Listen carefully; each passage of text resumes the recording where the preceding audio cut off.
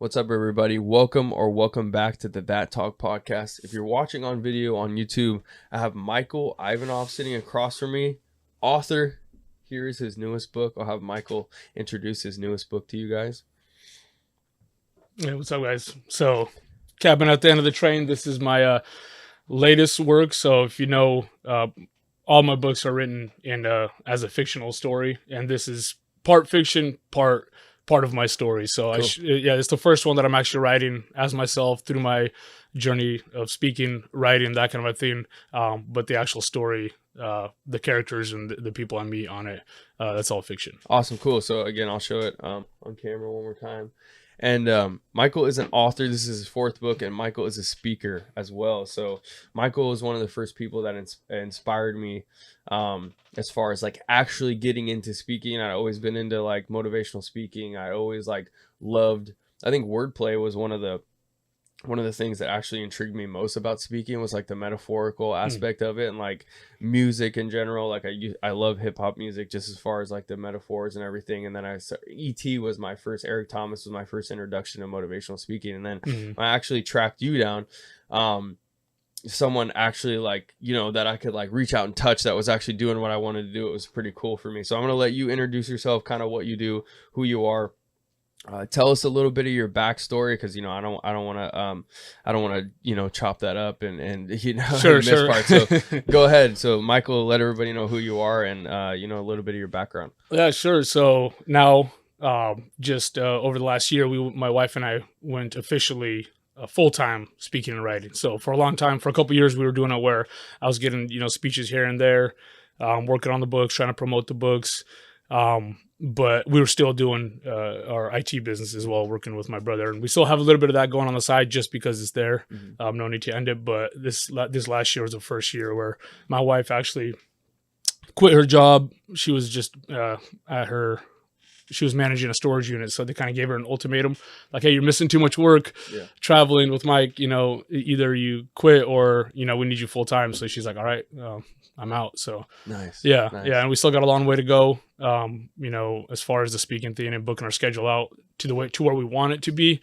But I'm just blessed to say that we're doing that full time. And the way I got into speaking, because it's kind of like a thing, it's like you don't hear very often, like a motivational speaker, usually it's somebody who was a previous athlete or a celebrity or something like that and gets into, speaking. And for me, my journey kind of started, I was working basically in a cubicle, working a corporate job, working for a small printing company, depressed. It was just like, it got to the point where I was just like, I come in on Monday, I'm just counting down the days till Friday, that kind of a thing. It's just like the life that 99% of people live. Exactly. Yeah. And I got there. I went to school, I got a degree in computer applied science, whatever the degree was, just an associate's degree, and got that job and just had the plan of like, well, I'm just going to keep advancing. I'll just keep learning more about it. I'll get a better position, higher pay, maybe a better company someday. But at one point I realized none of that, what I was doing, was what I wanted to do. Everything I was doing at that point in my life was just because, well, all my friends are going to school now, so I better go to school. All my friends, I was just doing it just because that's what people were saying, I'm supposed to do. Yeah. And it was a blessing in disguise, because when I was sitting in that cubicle and I started realizing, like, holy crap, like, what the hell am I doing with my life? I'm like, even if I go to a better job, even if I advance somewhere, like, I'm still not, this IT stuff is still not what I want to be doing with my life. I feel like I have more gifts, more ideas to offer to the world than what I've been doing. And so that's what started everything. I don't want to interrupt you, but that's a very, very important part, I feel like, of my message in general and in the podcast. And I want to talk to you about that real quick. Do you tell me a little bit about that? In a world where everyone is like, we're sick, because we're sad and, we're depressed, and this is like clinical issues. Like, can you break down a little bit what you were feeling in during that time? Because my belief is, in what I promote, is that when that inner voice, and obviously that was speaking to you, like, this doesn't feel right, I know that this isn't for me, like there's something out there greater, I have more to give.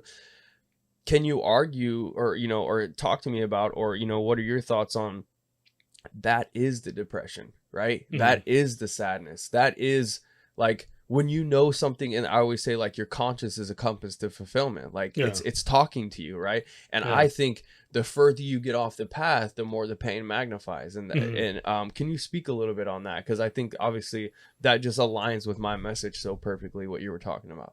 Yeah, I believe you're when you become disconnected with who you are, with what drives you, with your gifts, your skills, you know, your talents. When you become disconnected with that, it's like yanking the plug on a, you know, on your desk lamp here. Yeah. You're cutting out the light. You're cutting out the light that only you have to bring to the world. I love that. And, you know, I'm saying disconnect. Some people have never even connected to that. And I think that was me. It was, I've never had anything in my life besides, you know, I grew up in a good family, really close. And so I had that kind of life force, you know, all my life, but I still needed something to do with my time. Like, you know, what did I have to offer to the world? Like, you know, where can I stand out? You know, I'm part of a big family, so I've always been in a good group, but where am I an individual? Like, what do I have? What does Michael have to offer to the world? What are my gifts, skills, talents? And so that was that big thing. I knew I needed to connect to something that wasn't just for income, wasn't just for, you know, because that's what everyone does, you know. Exactly. I needed to connect to something a lot bigger, and that's kind of where my search started. So it's really funny because the way that my personal development journey started was because we got invited into an MLM. And so, you know, I'm not bagging on MLMs, but you know, it didn't work out for us. But because we joined this MLM, and I totally failed on it. I did terrible. I was not a salesman. I couldn't do it.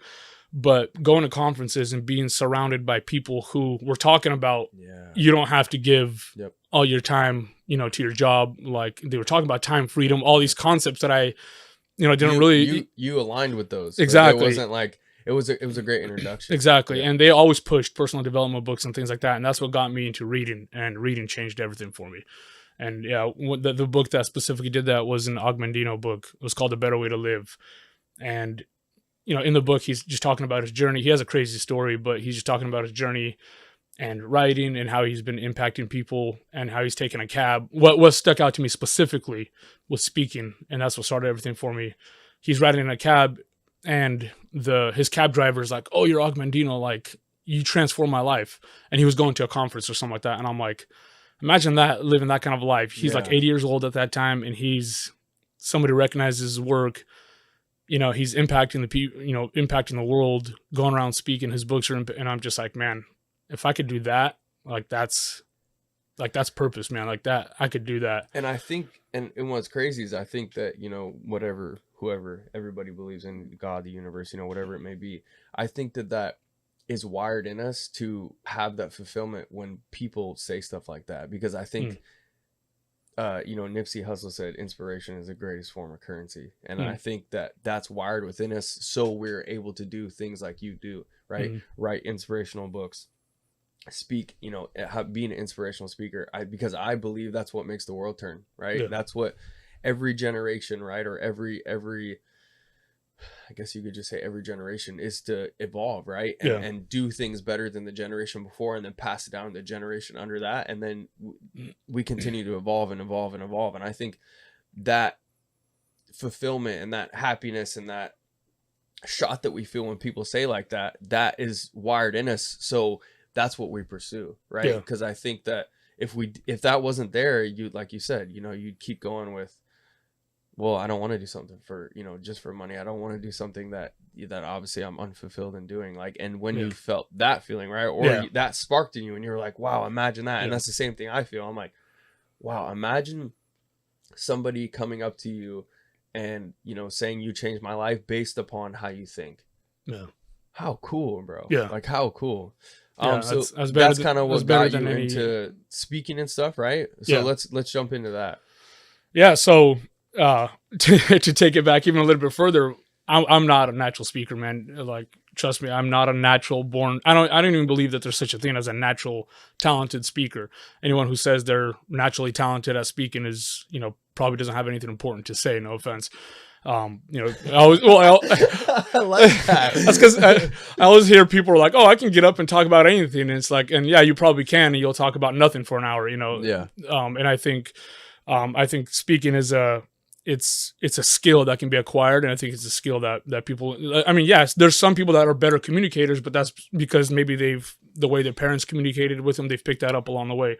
So anyway, I was not a natural speaker, not even a communicator, man. Like I still mumble. I'm still working on, you know, on that kind of things. But when I was I had to take a communications class in college, and I was 18 years old at the time, and it was supposed to be like a 3-minute speech was our first assignment.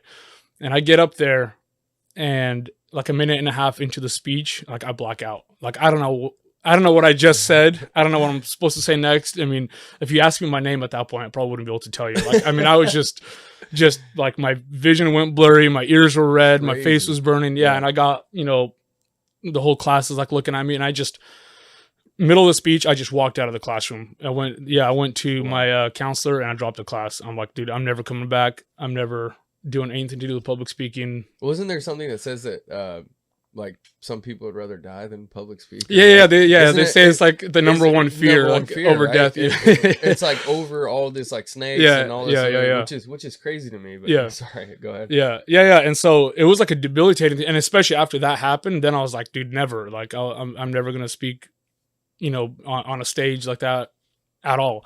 Like that's not me. That's not who I am. That's not, you know, I'm terrified of it. You know, I'll figure something else out. But so when I discovered Augmendino and I discovered this new dream, this new destination, I'm like, holy crap, man. Like I got some things I got to overcome. And so like I had this major fear, but the destination, the vision was so much more important to me than the fear that I was facing. So I was like, well, there's no way around it. Got to go through it. Yeah. And so I started putting together my own little personal development events where I do I just put together like a 10-minute speech, and I have like my brother and a friend put together a 10-minute speech, and we just invite friends and family to come have coffee and free donuts. That's so cool. And come listen to us just to start breaking past the fear and learning how to structure something so I can say it. And that's kind of where it all started for me. That's crazy. Wow, that's a lot to unpack. So one thing I did want to ask you was, you had touched on it earlier, but I didn't want to interrupt you. Take me through a little bit, you know, because this is what the podcast represents, right? Having that talk with yourself. Take me through a little bit of the fears from yourself, and then maybe you did get some outside criticism or something, but coming through and being not a speaker, right?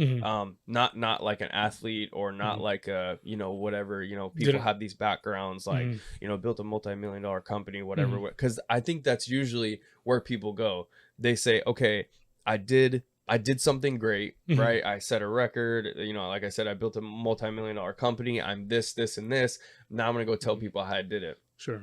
And I think what people do look past is I've already got some of that kind of criticism, right? What have you done, right? But I think the ability to inspire someone, that is a fucking skill, right? If you can say something and have someone want to get up and go do something, or believe something different than before they met you, that's a skill. Take me through that a little bit, because I think, you know, you and I connect a little bit on that. Because like I said, I've gotten some criticism of like, well, what have you done? You know, what's so motivational about you? Why do you think you can do that? And just want to say, you know, for the record, you don't need fucking permission from anyone to do the things that you want to do. So let's just get that out of the way. But go ahead and you know, take me through a little bit of that. Yeah, it's not having a platform. That was probably one of my biggest stumbling blocks for a long time. Like, you know, I kind of paraphrase everything that I did in a short period of time, but there was a lot of, you know, time spent in between, you know, when I actually started speaking and when I got the idea. And that's the biggest stumbling block, was that no platform. What do I have to say? What are people like, who's going to want to listen to me? And especially when I was younger, when I was still, you know, I was kind of a party guy, you know, meaning like I enjoyed a good time, you know, like that's how people knew me. That's how my friends knew me. And so when I got into this personal development thing, I started with writing a blog, like an inspirational blog, you know, and I would just be terrified of even posting my first article on Facebook, because I'm like, all these people that know me as, you know, Party Mike, Good Time Mike, Good Time Charlie, are now going to be like, what the hell, like, what do Who you the have hell to is this say? guy? And Yeah. you know, what do you know about life or purpose or whatever? And so that was like one of the biggest things that I had to overcome was just, you know, what the heck are people going to think, especially these people that know me a certain way. I think that's one of the biggest things is that one of the biggest, you know, voices you're going to have to overcome is that constant, like, how do people know me? How do It's they like perceive me? the false self. Exactly. Let's work on that a little bit. Yeah. So and you know, again, this is all aligns with, and that's why I had Michael on the podcast, because Michael's message aligns with mine a lot, and I think it's really great for us to kind of have this dialogue and go back and forth. You know, I think that is like the character, you know, you helped me with my speech, so you know my message well, but like that's like the false self I feel like that we build, right? That character that we display to the world, because this is easy, right? I can attach myself to it. Gives me, you know, some sort of like social significance. Status, like boom, let's run with it. But you know that's not fulfilling, right? You know, but and again, we could argue that that's the pain that we feel, right? That's the sadness, that's the depression. Imagine you go your whole life without being yourself. Right? And I always say, like, not being yourself will cost you a lot. It'll cost you your life. That's good. Work a little bit on that with me, and how we can kind of like break out of that, because, you know, I did the same thing with the bike, right? I always battled, okay, I've got this, I have this platform, this is how people know me. And then I started posting this, a very influential part of my journey. I started, you know, doing like that stuff.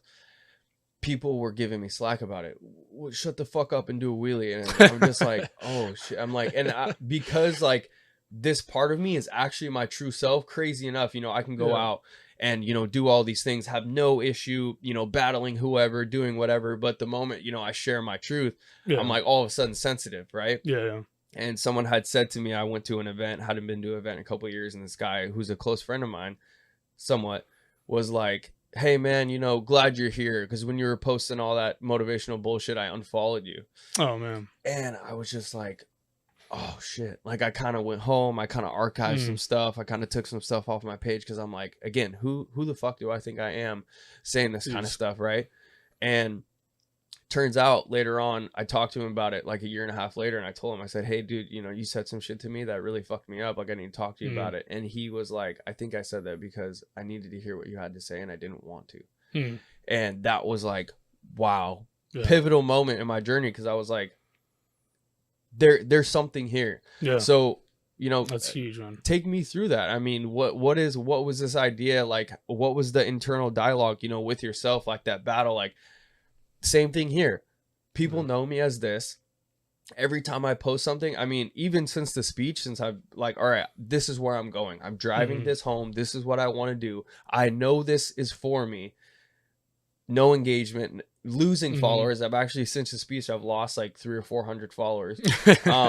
But I'm like, I have to go through, like, the weak ones have to weed themselves out. That's just how the world works, right? Find the right ones, take me through a little bit of that. How did you work through that? How were you, you know, did you receive any criticism? How were you able to battle those things? Yeah, as far as criticism, man, I think friends or acquaintances, you know, knew better than to say anything. I've never had somebody like directly say that to me. Like, I kind of envy that, because, you know, it's like that creates a chip on your shoulder. And I know you said it took you down for a little bit, but that kind of stuff, man, just fuels me, honestly. And for me, I never had, like, I would have, you know, people say smart ass remarks on online, but people I didn't know. I think people that knew me, they spoke their disbelief in me with their silence. So like, if I would have like friends. He knows how to fight, obviously. Exactly. That's probably it. No, so I knew when someone didn't believe in me, or when they thought what I was doing was dumb or was just a phase, by their silence. And I would be like, you know, I'd be telling somebody, you know, something I'd get into, because I'd like read a book and I'm like, oh my goodness, dude, I'm learning about the power of the mind and the power of words. And I'm just like, you know, like, the more you learn, the more you want to like give it to somebody else and share it. And then people would just like not respond to it and just like, and then move on. That's what I started learning very quickly. I'm like, all right, they're not responding because they think it's bullcrap, or, you know, it's just a phase, or they just don't think that, you know, that's something that I should be speaking on. So like I said, I never had, or somebody's like, you know, shut up. How did you work through that? Because I think for me, even till now, I think the biggest thing that I could grasp onto is that the man gave me this vision, right? So it's like people don't necessarily need to understand it, right? And it's like our mission is to not be understood. It's to change people's lives. So you don't necessarily need to know what's going on in here, right? Yeah. I don't need affirmation basically from you. It's kind of how I go with it, because I'll talk sometimes like just in a crowd of of a few friends or a few people in in like a gathering, and people are looking at me like I'm nuts, and I'm like I'm like, that's okay. You have to be okay with that. Obviously, you put yourself up for criticism in what you do. So what was like, was there some sort of mantra or something that you just, or it was just like there was never a question, like I'm just going through this? Yeah, for me, I set the goal and I knew that that's what I wanted to do, and I kind of just learned who to shut up around, and who I could share my thoughts around and in this journey with me. And it was family, it was my brothers, it was being able to they always understood it, and so that's who I went to when I was and the cool thing is, because we all kind of started going on this journey together, because like we're all very close, so once one of us started like reading and learning and studying business, and then the other ones, it would kind of like push everyone else, because we're all very close. Cool, so, but I learned around certain people, I'm just like, that's fine. If you want to keep it a surface level bullshit conversation about nothing, we'll keep it at that. We'll talk about football, we'll talk about politics, we're just not going to go deep. We know that's not what we want. Exactly. Like, we know. Exactly. And even the people that can only have those conversations, we know you don't want that. Yeah. Right? Like that the surface level bullshit that kills me. And I'm like, I know you don't want this, right? I know you don't want to talk about this. I know that you're just concerned that you're going to say something stupid, or concerned I'm not going to vibe with what you're saying, or concerned. And I just, but it limits you too. It limits, because if you can't really get down to what someone believes or what drives them, or what, like, you're never going to know them that well, besides, oh, this is my football watching buddy or something like that. And so it sucks. It limits relationships too.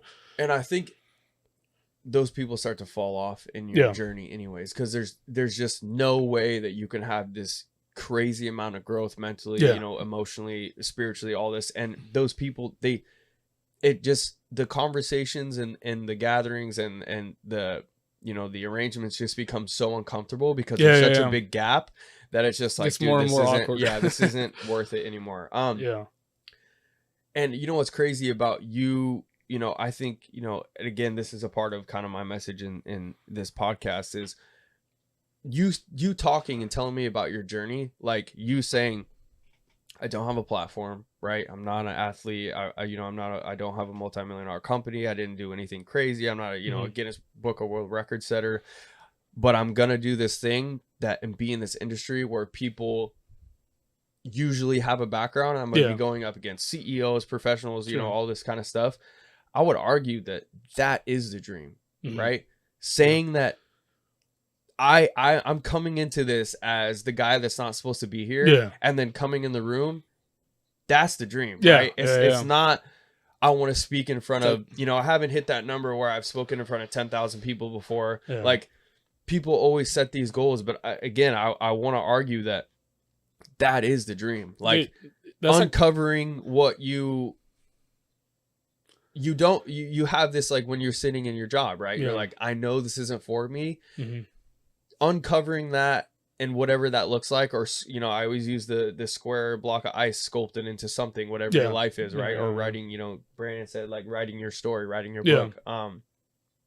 That's the dream. Right. It's like you're living out your life movie. It's like we kind of talked about, Brandon mentioned about, like, I think you mentioned it was a Joe Rogan, where it's like, pretend that your life is a documentary. There's always somebody recording you.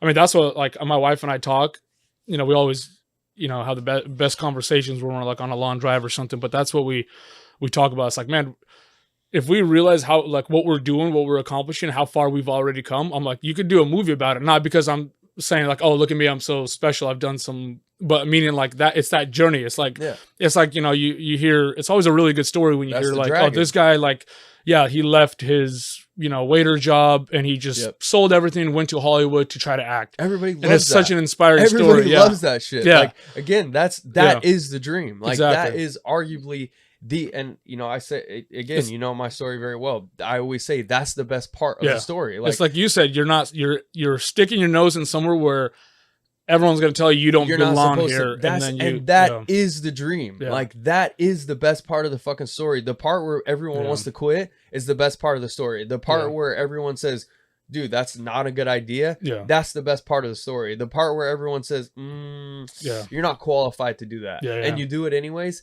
That's the best part of the fucking story. That is the dragon, right? That is you becoming who you're, like this, like I said, like chiseling into who you're meant to be. I just had a coffee with a friend of mine, and he was one of these guys that he came to my original, like when I was doing my free coffee and donuts events. That's awesome. He was at one of my events and we had coffee. He was asking me some questions about marketing or something, but he was like, dude, he's like, I've been watching you. He's like, you're still in this thing and you've made so much progress. He's like, I can't believe, you know, that, like, he's like, I've been literally, like, he's like, it's cool to see your actual journey, and he's like, and it's cool to see that it actually is happening for you. That's awesome. And it was like, yeah, it was so good to hear, man, because I'm like, I don't do it for, you know, for people. Like, I know where I'm going and I know what my destination is and I know what I'm working towards, so I don't need that affirmation. But it's nice to hear that, like people are noticing and it's pushing people to, like, well, crap, like, I want to do something with my life. Like, if that nerd Mike can do it, you know, like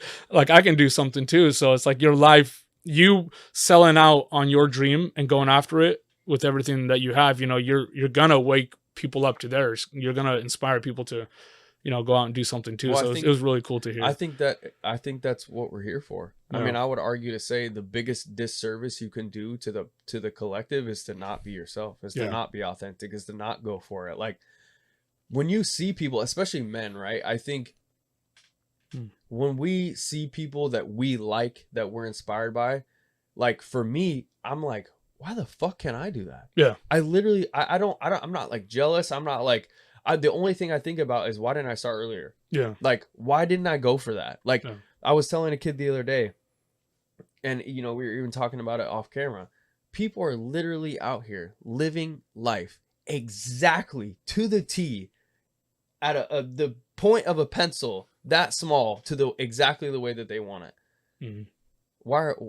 There's no reason why anybody else can't do it. And I think you doing that and us in that pursuit it gives people permission, and then the proof, right? Because I think whatever you look for, you're gonna find. If you look for reasons why it's not gonna happen, you're gonna find them. You're gonna find people that have failed. You're gonna find people that have quit. But you also, if you look for reasons why you think you can do it, there's also people like yourself that are out here doing it, that are out here writing books, like you said, that have no platform, speaking in places where you didn't think you were supposed to be in. Now look where you're at, right? Yeah. Do you know how many people have asked me about writing books and then went and actually got it done? So it's just awesome. Like, just me doing it and going through it, like, it's like you're blazing a trail, man, and it's the best feeling ever to have somebody attribute, kind of like we were talking about Augmentino in the beginning, to have somebody attribute, hey, I went and did this, or I went and tried this thing because of something you said or something you did, man. It's like, it's better than, you know, any payment or anything, man. It really is. It really is. So going back to talking about, or that self-talk, that internal dialogue, what were you thinking before Van Talks, man? I don't know if I threw you off of where you were trying to take the conversation, but yeah, I do want to ask you something, but yeah, I'll go through that. Dude, the week leading up to that, I was like a wreck, bro, honestly. But I think, let me pause right there. A quick backstory: Nate was the only person out of all the people that wanted to get into speaking. Nate was the only person that actually did what I specifically said. Everyone that came to me like, hey, how do I, you know, start speaking? How do I get into this thing? I told everyone, I was like, go to Van Talks. We have this local event. It's like a TED Talk. Go to it. You know, don't try to sit down and have coffee with me if you haven't at least tried that. Because it's like, if you're not willing to do that, I'm not going to show you some I can even shortcut trick. I can even tell that backstory, and, you know, Brandon can attest to that. You know, I'm a little off in the head. So I was recording videos in a park, trying to record motivational videos in a park for like one summer, right? I knew this is something I wanted to get into. I don't know what it was. Again, I think it was just like the whole, I love wordplay, you know, the whole metaphor thing. The things that I felt when I would listen to my headphones and hear Eric Thomas, I felt like speaking to me. I'm like, wow, what better thing that I feel like I can get into than to make someone else feel the thing that I felt. I would go into parks trying to, like I said, trying to record these videos. I would exhaust a whole battery of my camera because I would keep stuttering or I wouldn't like it. Trying to get 1 60-second video. I would run my whole, so, you know, fast forward a couple years, I was like, okay, I think I want to speak in front of people. And, you know, a couple of events lined up. I ended up going to a new church and I was explaining to the pastor, he's like, hey, you're new here. Like, you know, tell me a little bit about yourself. And he was like, oh, we have a guy, his name's Michael. He does that kind of stuff. And I'm like, all right, let me track this Michael guy down. So I look up Michael on Instagram and I message him, hey man, you know, I heard you do this, whatever, you know, something I want to get into. I'd love to take you to coffee.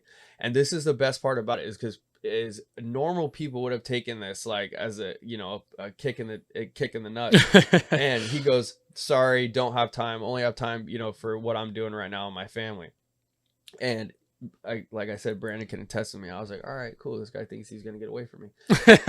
So I always went to late service.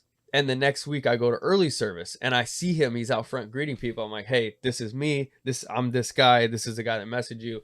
I want your help. Yeah. And he's like, all right, do me a favor. Sign up for this event. So I sign up for the event. I get in the event, whatever. And then as soon as he sees me getting the event, he starts helping me. And I think it's like this rite of passage that we kind of have to go through. And I was telling him, you know, I didn't take offense to it at all because I do the same thing with the bike. And people are like, hey, teach me how to wheelie. I would say, go crash first. Yeah. If you come back after you eat the concrete and you still want to do this and your bike's broken, you're willing to put another $1,000 into it to fix it and then come back to me, we'll talk. Yeah.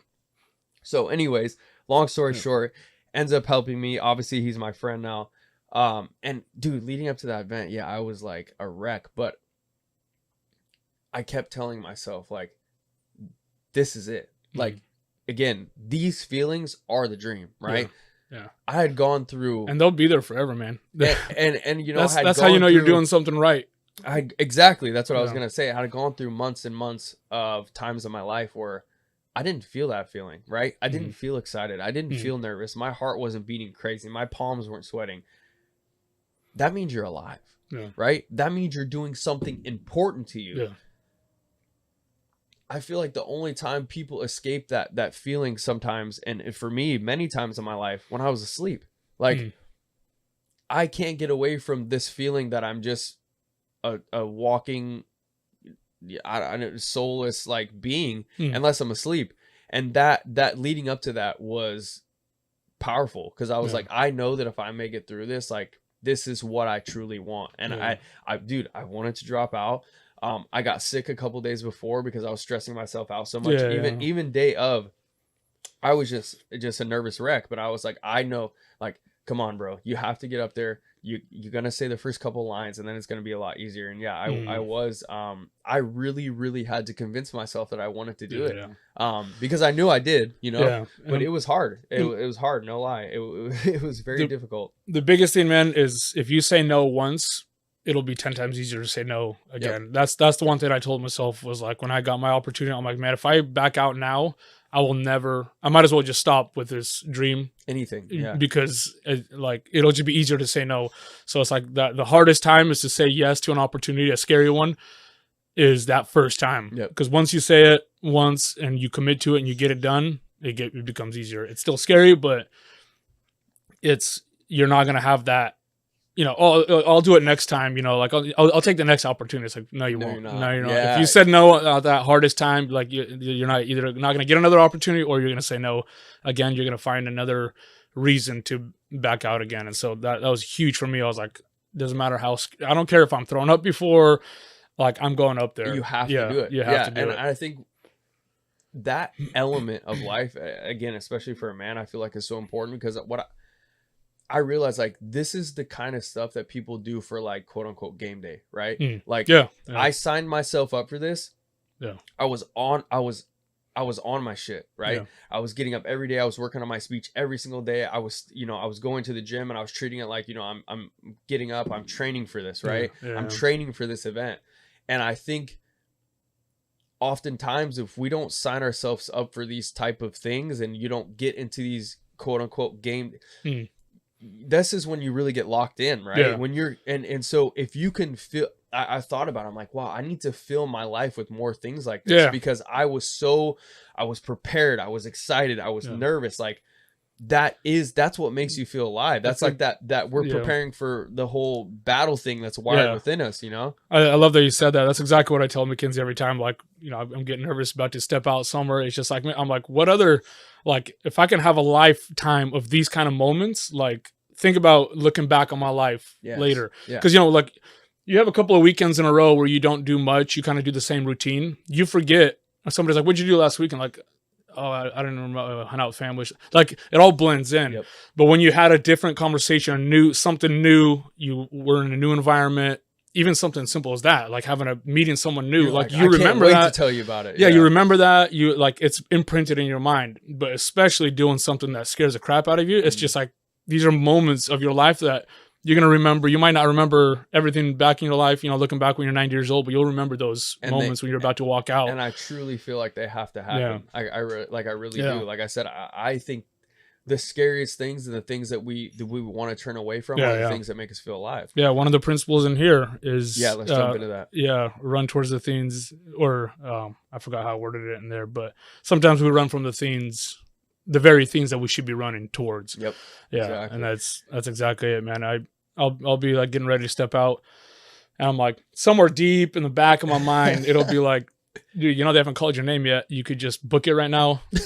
Like, you could go back to your hotel. The conference organizer doesn't know which room you're in. Yeah. You could lock yourself in there, wait till the conference is over. They'll call 100 times, but you could wait it out and you could just go home. Like, there's that thought, but I never entertain it enough, because I'm like, it actually scares me to entertain it, because I'm like, what if I should do it? No. So I'm like, I'll have that somewhere, but my body stands still, and I'm like, I'm going for it. Like, I've trained myself to, like, you know, speaking of that dialogue, that talk, you know, it's like, I don't care what's going on up here. Like, I'm holding myself firm, and I'm taking those steps. As soon as they call my name, I'm taking those steps forward. And once that first couple seconds happens, then it's all over. Awesome. Then you're present and you're ready to go. Love it.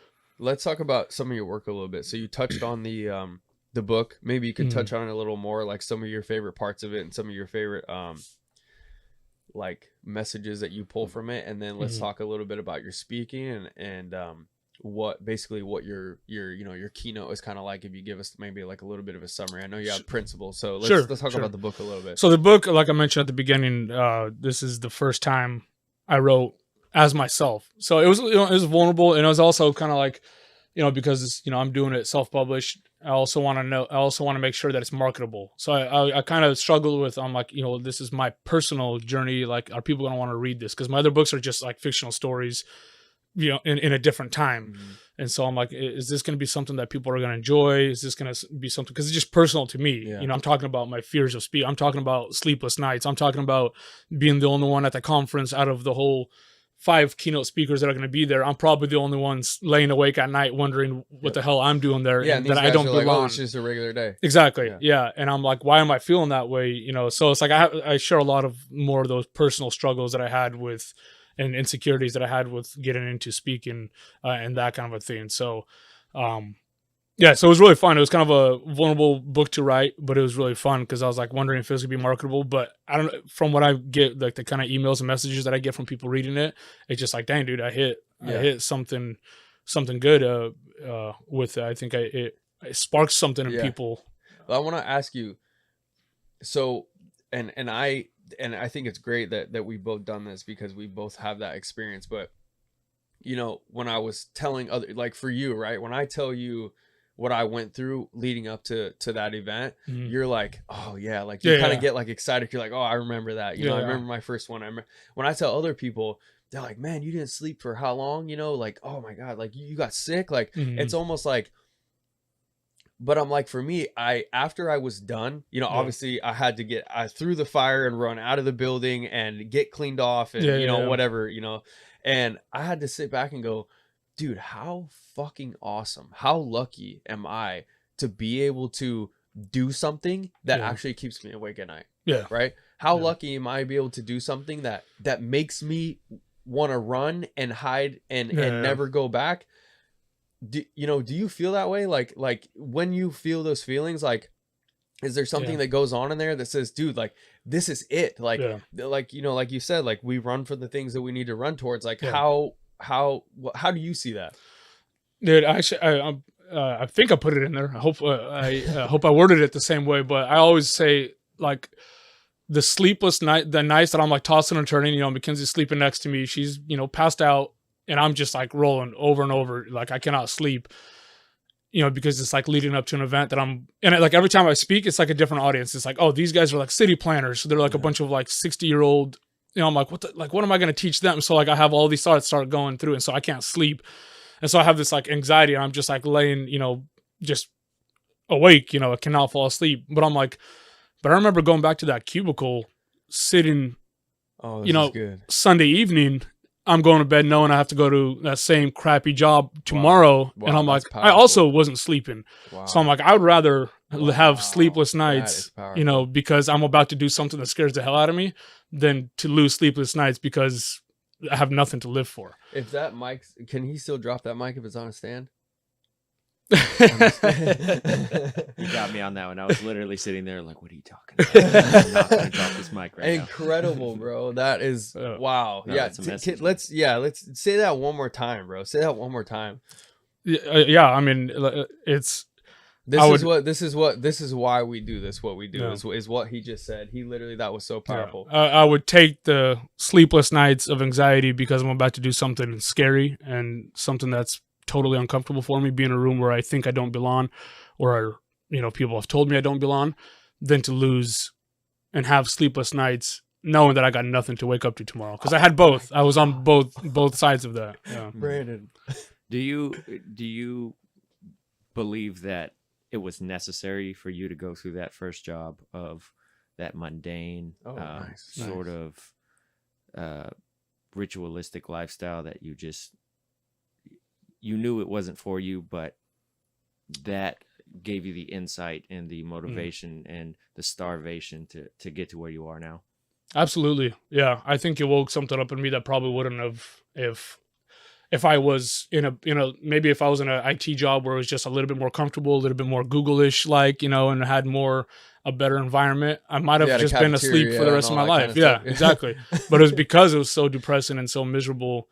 I think it was kind of like, you know, I'm a believer. So for me, it was like God, like throwing me like, all right, sit a while and think, you know, like you're going to waste more. About what you're doing. You're going to waste more time. Like, think about it for a little bit. I'm like, a little bit of my backstory. I was born in the Soviet Union. So we came here when I was 2 years old. My grandpa, you know, the siege of Leningrad in World War II, he fought. It was when the Germans encircled the city today it's called St. Petersburg. It used to be called Leningrad. And basically the Germans had that encircled for 3 years, basically trying to starve the Russians out because they couldn't take over. The Russians were fighting very hard. So the Germans just cut off all supply trains, all ways of getting food. There's 3 million civilians and soldiers trapped inside the city. And so Hitler's plan was just like, well, we don't have enough camps to take all these people. We're just going to starve the hell out of them. They'll die. We'll take care of it. And so that was like one of the biggest battles in World War II for the Russians. It was like a big turning point. Stalingrad and Leningrad were two of the biggest, and Leningrad is one of those. My grandpa was there.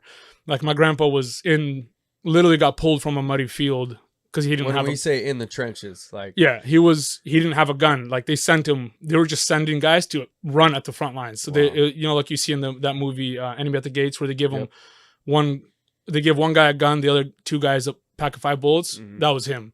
Wow. So he had nothing, and in the morning, a German soldier picked him up, arrested him, and he spent 4 years in Dachau. And so I'm like, for me, it was just like even a bigger thing. I'm like, dude, so I'm like, this is where I come from. My parents escaped communism. My grandfather, fought fought in World War II, like survived 4 years of concentration camps. All of this that they went through, and I'm here in the United States, and I'm living with no purpose, and I'm just like wasting my life away. Man, it was like a double, kind of whammy on me. Just like, man, dude, you got to do, like, you have so much more to give, so much more to offer, that, it's like you got to do something. And I'm also like we mentioned before, like, I'm part of we're really close, 13 kids in the family, so 7 brothers, 5 sisters.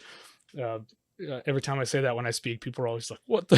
Dude, that's awesome. But all very close. And so to me, I look at that as that whole, remember we talked about the parable of the talents, where it's just like, I was the servant that was given the 5 talents. I was blessed with all this stuff.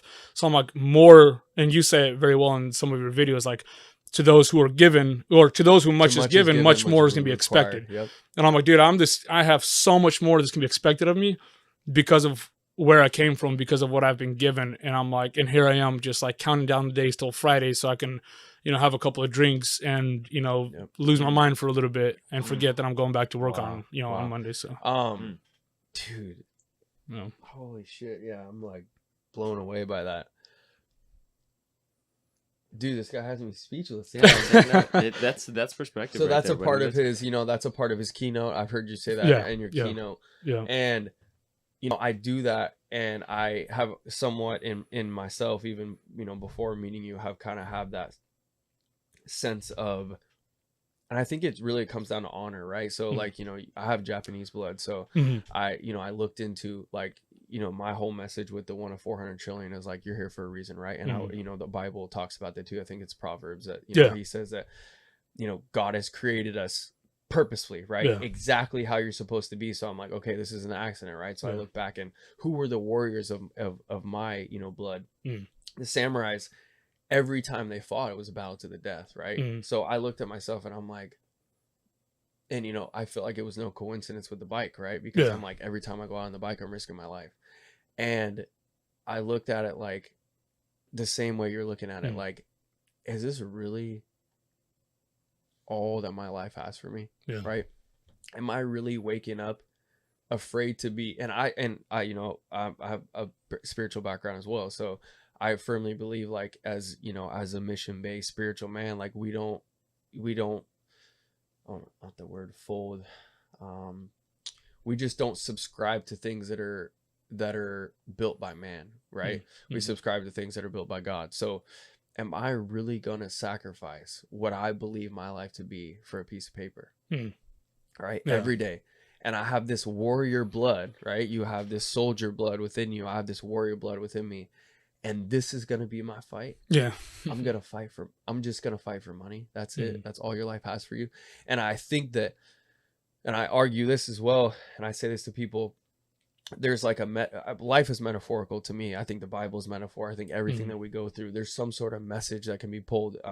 Even the original guys, self-development guys, like with every, Neville Goddard and, Napoleon Hill, with every, there's a seed of equivalent gain with every, horrible or, traumatic experience.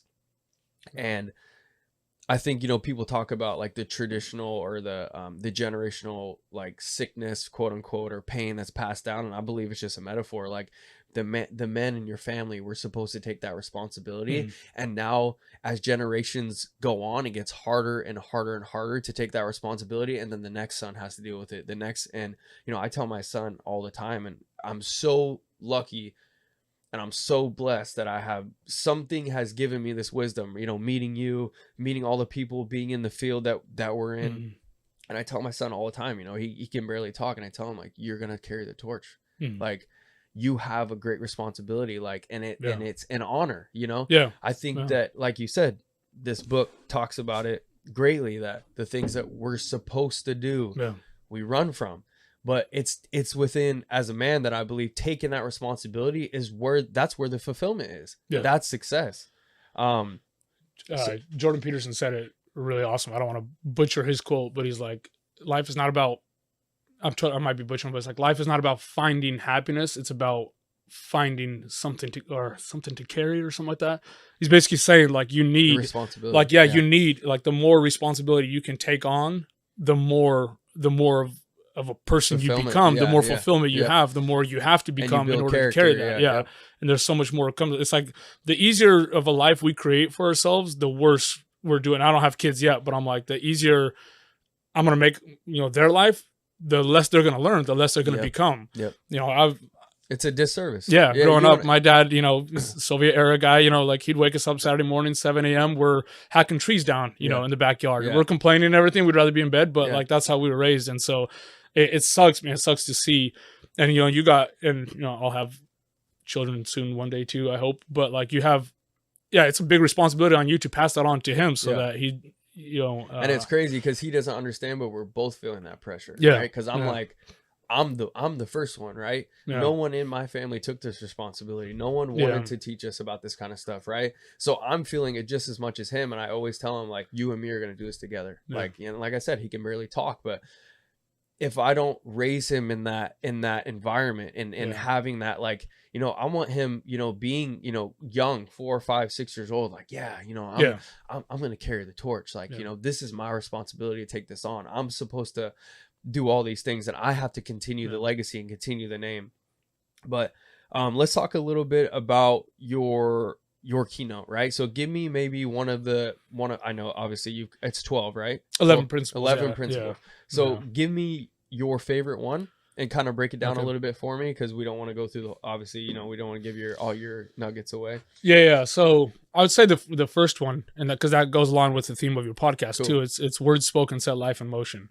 And so obviously that's not a concept I made up. It's the way you talk, the way you think shapes everything in your life. So the biggest thing for me starting out in this dream wasn't that I didn't have opportunity, even though I didn't see opportunity anywhere. It wasn't that I didn't even believe in myself, because I didn't, but I still was willing to push, and try different things.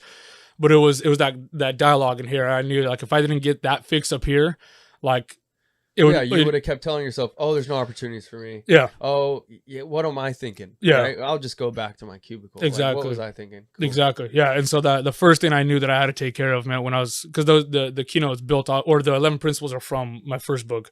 But yeah, when I was writing that, they were written out as declarations, but it was kind of like, it's just like, if I want, right now I got, like two, it's like you have two voices, you got, the ones that's telling you, hey, like, do it, dude. Why not you? Like, why can't you, why wouldn't, like, you should go try something. Like, why can't you do this? What, these guys are doing. And immediately you got the other one that pipes up that starts listing off all the reasons for why you can't. And it's like, until you can get those two working for you in unison, like, you're going to be battling. And I think it's a lifelong battle, because I don't think, like, I've been speaking for a while and I still have, those doubts, but I've just learned, like, I will literally almost verbally out talk the voice that I don't want to be speaking for me. Yeah. Like, and again, I always say this, like, for whatever anybody believes in, but I feel like that's the enemy. Like, again, this is, for me, that's a metaphor that I can place a material on that I can, like, actually physically go to battle with every day. Right. Like, when you have those thoughts, it's like, nah, like, you're not going to beat me. Like, you don't want me to do that. And it's like, of course you wouldn't want me to. I'm going to help people. Right. Of course you wouldn't want me to. I'm going to change people's lives. Of course you don't want me to do this. Like, and I have that, and again, that's why this podcast came to fruition. It was like that. Those were the things that I was dealing with. Like, no, you are meant to do this. Right. There is. And I would argue too, people I think looking from your perspective, like, from even for how in the journey that you and I are on, like, how much more you're ahead of me, I think people will look and go, well, it's a lot easier for Michael. And I would argue that it's harder. As you get into more power and more service and more help, that you become more of a problem for that metaphorical enemy. You got more opposition. So it's like, exactly. When you're not doing shit, I mean, really, like, when you're not doing shit, what battles are you really facing? You're not ruffling any feathers. You're not exactly. So, and I also, you and I'm, I have this, like, extreme sports background, so I'm an extreme person. And we had this conversation in your living room, but I would argue, like, as a man, if you're not an offering, like, if you don't take your truth and express it in service to others, is what I say, like, expect misery. Right? And because I believe that nothing is ours, right? This platform's not ours. That's why I want to share it. It's been given to me. The wisdom has been given to me. The wisdom has been given to you. It's been given to you and I for a reason, not to keep it in here and to be a mercenary, but to share it. And I think if you don't, again, I think that the pent up wisdom and the pent up things, and I would argue also that the pain that we feel is, like, like you said, when you're in your cubicle, that's just a reminder. I don't think it's anything bad. I think it's just a tap on the shoulder. Hey, you don't like this here? Like, why are you not doing what I sent you here to do? Right. But it's and even the book that I'm reading right now, Wild at Heart, which I was going to tell you about, he says that none of the characters in the Bible were given a blueprint. They were all just given kind of like, hey, I need you to do this, right? It wasn't like you were going to get this step-by-step guide. That was the journey to figure out what you were supposed to do. And so for some of them, a long journey, a really long journey. We haven't lived long enough for what just the journey part of what and Moses, some of those dudes had to go through. Yeah, which is great. And again, the metaphor, like if they could go through this, and I had a friend that I reached out to. I talked to you on the day of my speech, and I had another guy. I was like, I know I need to talk to this guy. His name's Jason, and I called Jason in the morning. I'm like, hey, dude, I just got my haircut. I'm giving my speech today. I need you. That's the most important thing. Get the haircut. We talked about that. You gotta look good, man. Yeah. But I reached out to him, and I'm so glad I did. And I was on FaceTime with him. I said, dude, like, I need something here, bro. I need, I know you're gonna come through for me. And he was telling me, and I don't know this part of the book, but he said that Moses was sent to spread the word, right? I believe. And he said, but he had a speech impediment, and God told him, like, I gave you your tongue. Yeah. Like, don't trip. And I was just like, wow. I was like, I knew you were going to come through for me, but I didn't know it was going to be like this. And I kept telling myself before my speech, like, I'm here for a reason. Like, you put me here, like, and I had to kind of like, I think it's in those moments where guys like us understand that there's something greater than us, because when you're that scared, like for me, when I was that scared, I was like, I have to give this to somebody else because I can't carry this weight, because right now I want to run. Right now, everything is telling me. Brandon took a video of me where I was upstairs and I was pacing, and I was just like, if I don't give this to somebody else, I'm going home. Yeah. And that's where I was like, okay, there's something out there that's greater than me that's allowing me to do this. And I think that's what allows us to serve other people. So tell us a little bit what you have going on right now and where we can find you, and what you have going on next. Everyone's been asking me if I'm writing a 5th book yet. Not yet. I like to bounce around a couple ideas before something really, really clicks. Cause I know if I, just jump on every little idea that I have, if I run out of inspiration somewhere along the way, I'm going to burn myself out if I'm not writing something that's really, deep. So I'm kind of just bouncing a few ideas around. So I'm not working on a book right now. But we're just pushing the speaking thing. So I'm going to Boston on December 2nd. So it's a huge opportunity for me, because this is, these are people that I've been talking to for 4 years that kept ignoring me. Wow. And I knew I needed to get to them to this conference, because this is a conference, a gathering of a bunch of like school administrators and stuff. So people that look for speakers for their schools, not just for students, but also for their staff. Awesome. And so I'm like, dude, I got to get into that. And so randomly out of the blue, this lady is like, wait, is this Michael that wrote The Mount of Olives? Like I'm like, what are the chances of that? Because it's not like I've sold, multiple millions of copies, that it would be that popular of a book. Yeah. But just by chance, somebody that we've been talking to for 4 years, she read happened to, and that's the only reason she responded. They were ignoring my emails for 4 years, man. Can you believe that? Yeah. And finally, I asked McKinsey, I was like, dude, get on a call with them. And she caught somebody, and it's like, hey, we're going to send another email to you guys. Can you, check our email, and so it was crazy. That's incredible. But yeah, we're just working on the speaking thing, man. Working on trying to get our 2023 year booked out, and get speeches on the schedule. And people can find me on Instagram. I got my old Instagram account deleted. I didn't get hacked. I logged into. I was on it when it got removed. I was just like on it, and I refreshed it, and it just wasn't there. No way. Yeah. You were on your phone? I was on Instagram, and it just went like, I tried to refresh it, and it just went like, you were logged out of your account. I was like, what the heck? I tried to log back in. It's like, this account doesn't exist. I'm like, wow. So I had my wife check. Yeah. Crazy. I don't post anything political. I don't post anything weird. So I'm like, I have no idea. But yeah. So I had to restart. But anyways, Instagram, just at the Michael Ivanov. Awesome. That's probably the best. That's where I hang out the most. Spend too much time on there. I appreciate you coming by, bro. Really, I think we gave a lot of value here. If you guys are watching this on YouTube, don't forget to like, subscribe, and comment. Share it with a friend. This will be on Apple Podcasts and Spotify, and we will catch you guys in the next one. Dude, appreciate your time, Nate.